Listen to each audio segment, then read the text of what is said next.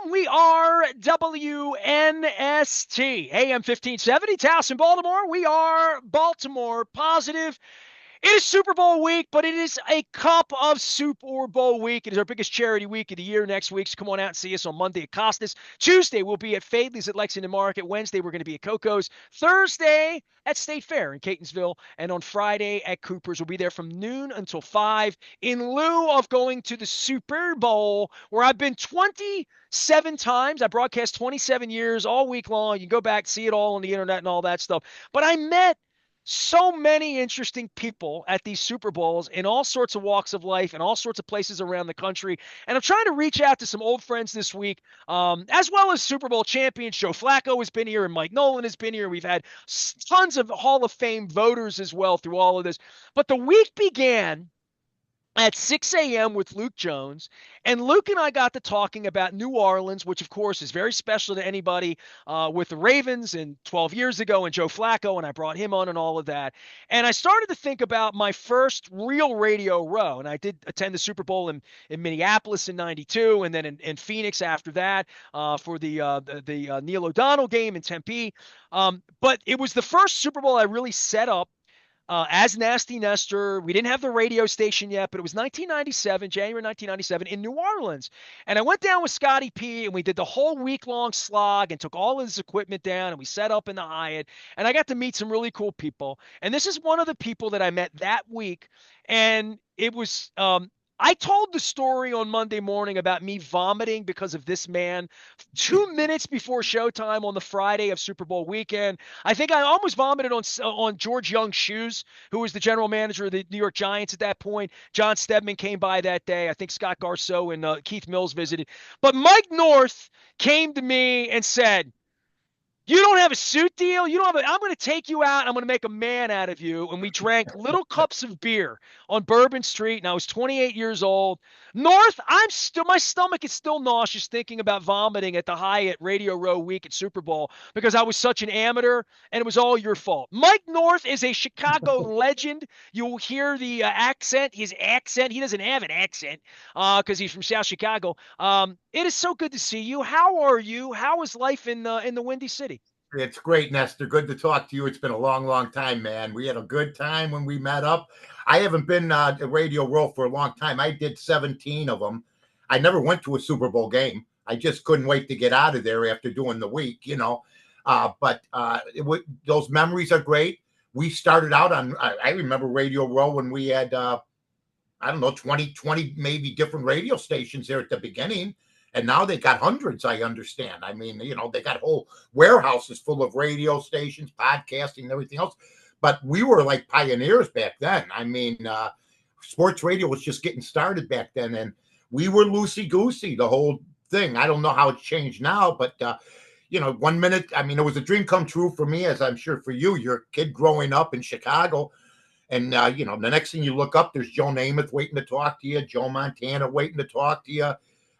Guys like that of that ilk, and Marshall Faulk. I'll never forget Marshall Faulk walking up to me as a rookie, and they asking, "Would you like to interview this guy?" I go, "Yeah, sure." He had the gold chains on and everything else. So, yeah, it was special. It really was. And Radio Row was a good time where I met not only you, but a bunch of great radio people. I don't know if it's changed or not, but I know that the media has changed quite a bit, and the NFL has taken more control of things. But I'll tell you what, it was fun. It really was. Well, you did it forever in Chicago, and your background as a hot dog vendor, famously. I've never had a deep dish pizza with you. I've never been to Pequod's with you.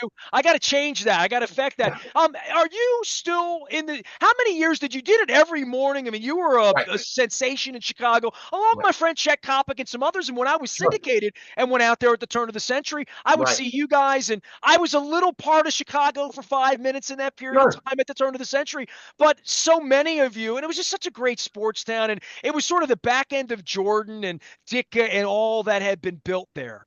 Well, I don't know if you've had the same situation, but I grew up in Chicago. I grew up on the north side. I ended up being I was a high school dropout. I took my GED, went into the Army, got out. I sold hot dogs. I had 3 hot dog places. We had standing stands there, and eventually, they said they were going to start a jazz station in Chicago. I ended up The owner you came in to the place that was I had, and I told him, I said, you should start a sports station, of which they did, and that station's going to be 33 years old. I'm working at ESPN 1000 now. I do a wagering show on Fridays and Saturdays there. You could get me on ESPN 1000.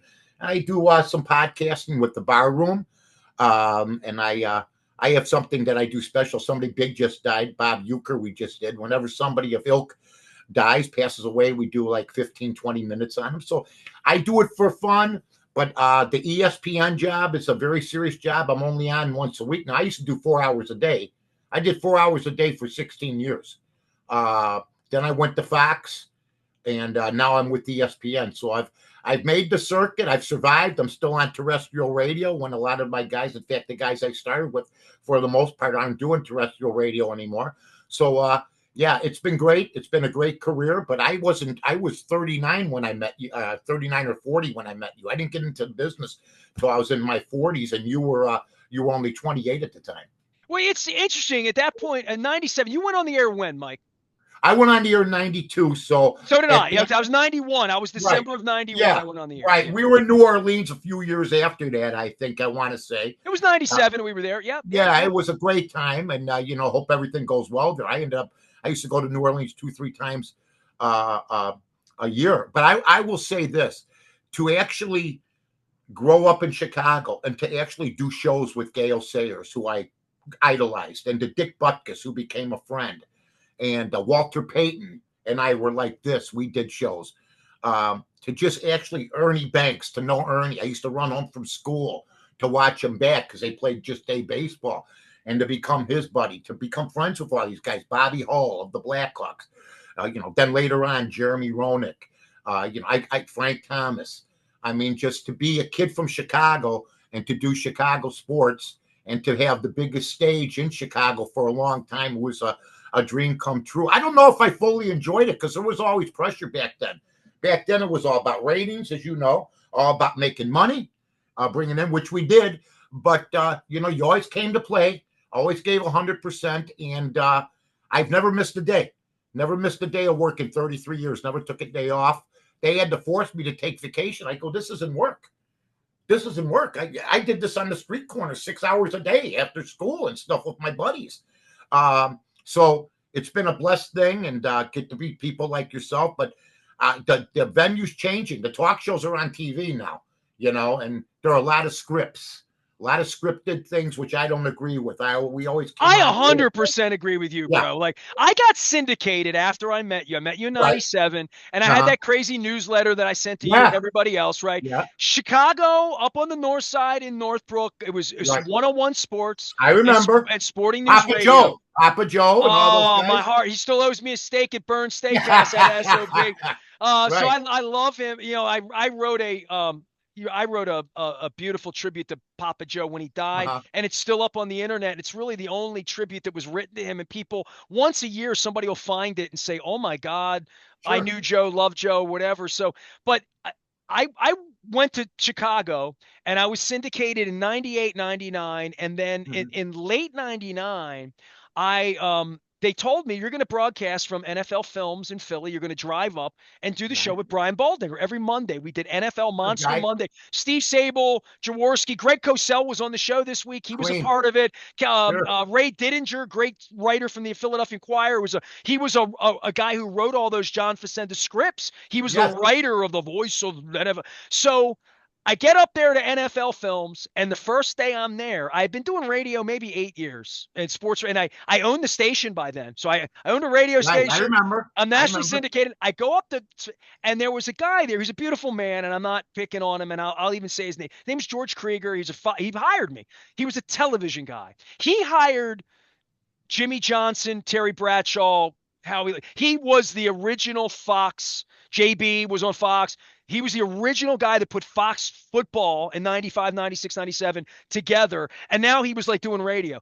He came up to me, Northie, I'm at NFL Films and I'm about to do this show, and Steve Sable, and he had note cards. And he was writing out the script for me. And I swear to God, to this day, it's the funniest thing ever. Here I am doing live radio, 4 hours a day, 51 weeks a year, 20 hours a week. And I come in, and this guy is now handing me note cards, and he's writing me the script for what I'm going. Hello, everyone. My name is Nestor Aparicio, and welcome to our first That's edition right. of. Literally, he's right. And I looked at him, and I'm like, dude, I can't work like this. Now you You got got to to go be off the hand. kidding me, dude. You know what? What happened was I saw something not too long ago where a guy went out on Twitter, and you could check me out on X at North to North, NORTH number 2 NORTH, and he said, me and my buddies are meeting tonight, and I have a list of things we're going to talk about. I'm going, hold on. No, no. I never took a script. In fact, when I went to work at Fox Sports Radio with the great Andy Furman, I did with Andy for 3 years, and we did the morning show. I took somebody's place, and Bruce Gilbert, who was then the boss, says, just take over, Mike. I know the other guy wasn't showing up, and blah, blah, blah. I go, no problem. I hear from Andy Furman. He goes, I'll send you a script in the morning. And I said, don't ever send me a script. And he never did. And we did it just like natural. You didn't go to the street corner. You didn't go to the bar. You didn't go to the restaurant and say, all right, in our first part of our talk before coffee comes, we're going to talk about the Super Bowl. Then we're going to talk about the NBA ratings once the bacon and eggs come. And then after the bacon and eggs are done, we're going to probably order another coffee, maybe some orange juice. Then we'll talk about realignment in the NHL. No, you just show up, you do the show. That's the way I always wanted it. And even when I did TV in Chicago, I won a couple Emmys because I didn't have the teleprompter. I did it all straight off my head because back in 92, we didn't have computers. In fact, the best thing that ever happened in 92, 93, when the station I was at started, were car phones. And the best thing that ever happened was no Twitter, no social media, because I wouldn't be here with some of the antics that I know I pulled and a bunch of other guys pulled if you did something and then 10,000 people would type in. And then the next thing you know, the bosses are alerted and everything else. So we were mostly left alone. We held people captive with the car phones, and that's how it went. But as far as scripting goes, we never scripted. Now they do all the time, I guess.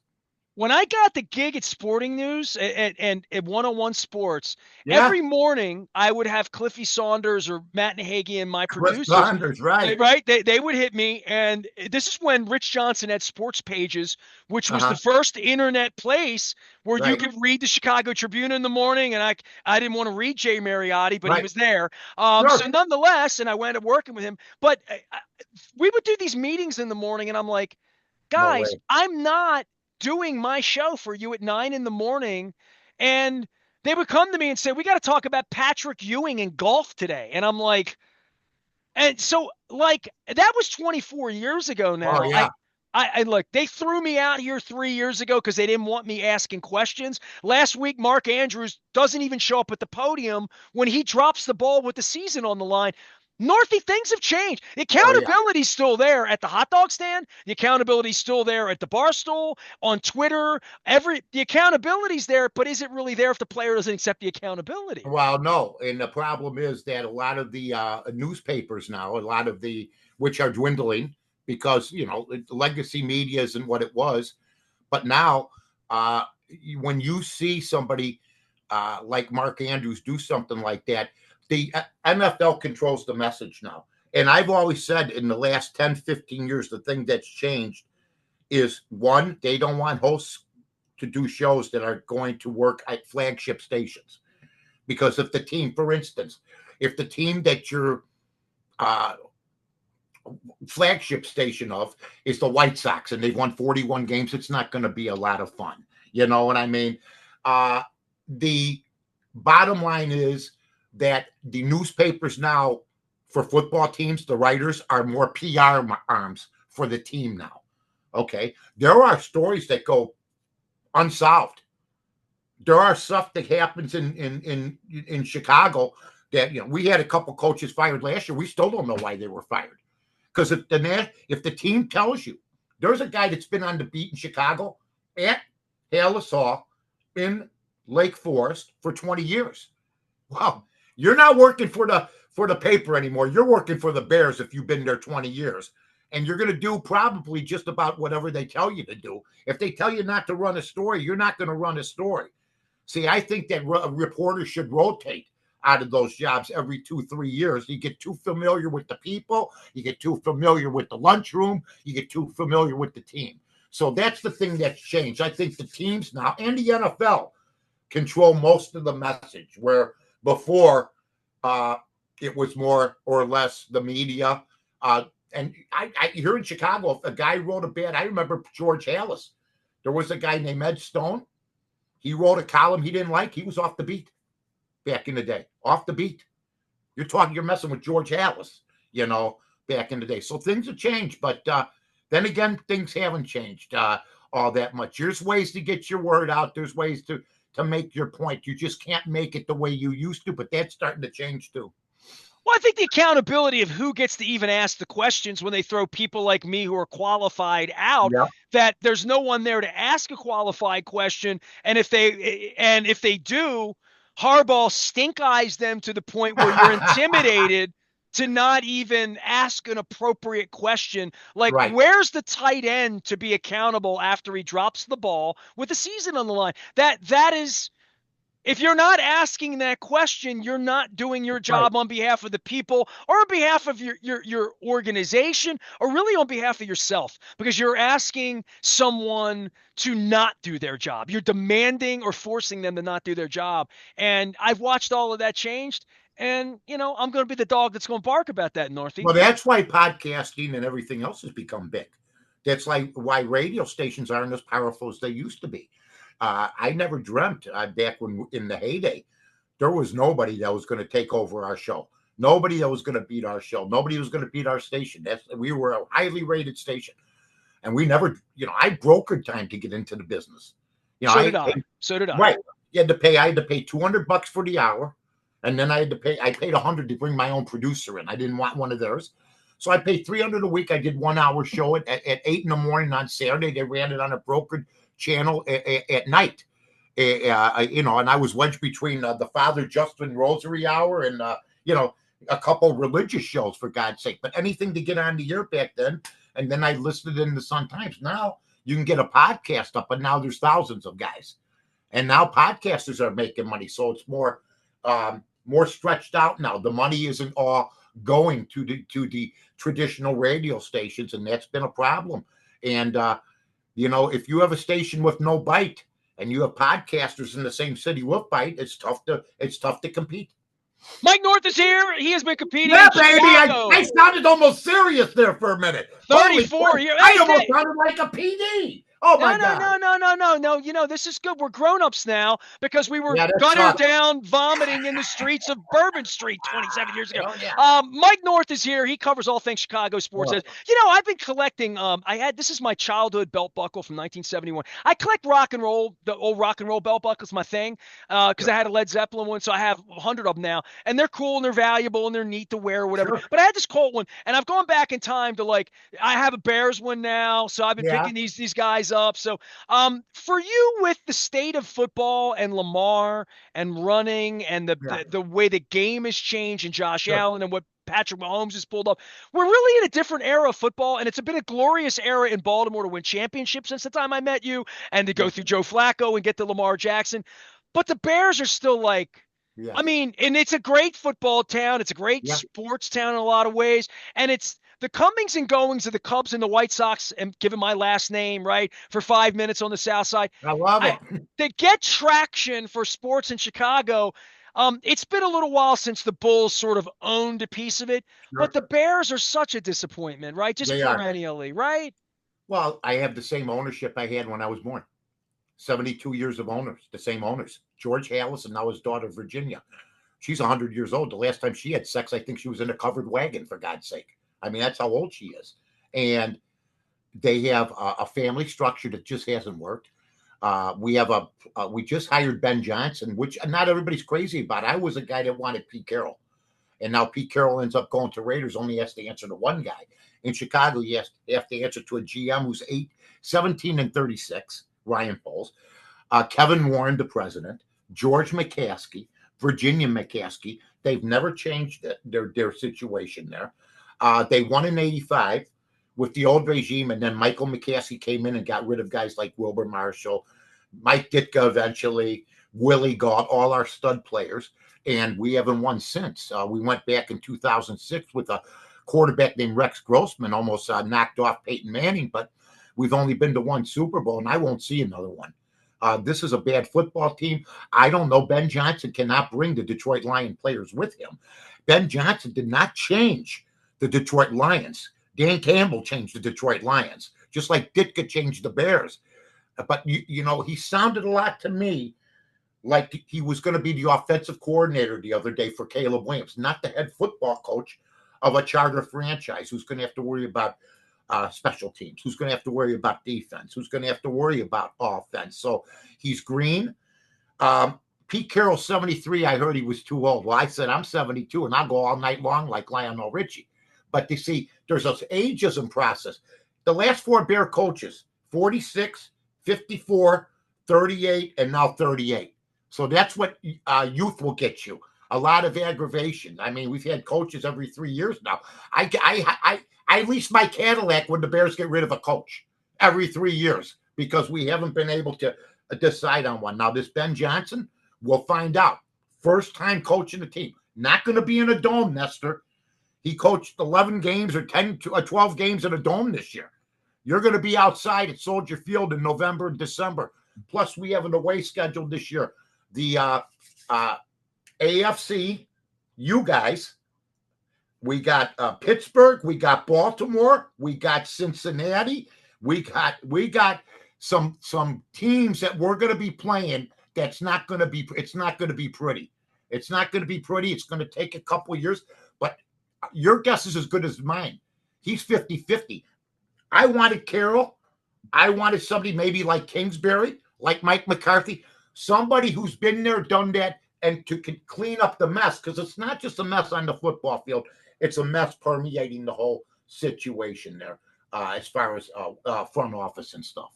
I'm an Oriole fan. I'm familiar with this, my brother. You know what I'm saying? I remember. We're really close to the Washington football team to see how that's changed here on the other end of Maryland as well, right? Well, see, what I heard was, oh, Caleb Williams is generational. I go, I watched him against Notre Dame.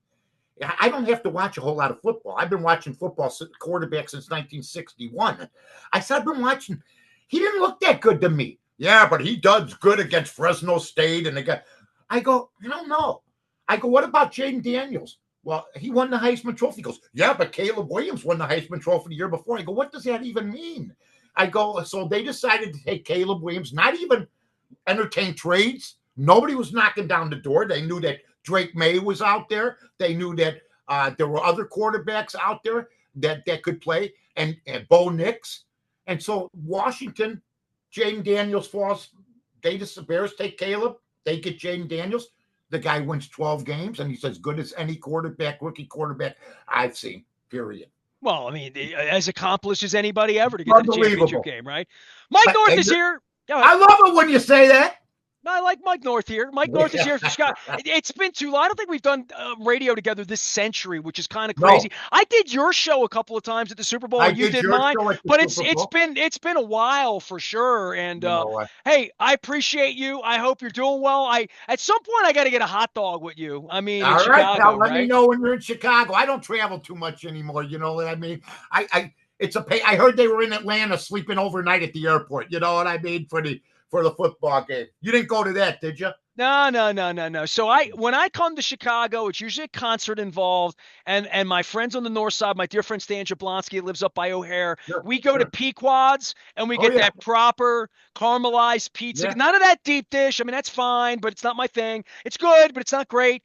I get the Pequod, so I'm going to invite you up to Pequod's up on the north side. We'll do that. It's got to be one of the weeks of summer, so either June or July. Okay. I'll be around, buddy. I ain't going anywhere, kid. One of the 2 weeks of summer they get there in Chicago. Mike North, Chicago legend, man of the people, and freezing his ass off because he's in Chicago. I am Nestor. We are WNST, AM 1570, Towson, Baltimore. Just seeing your face makes me think of that hangover in New Orleans. Back for more right after this.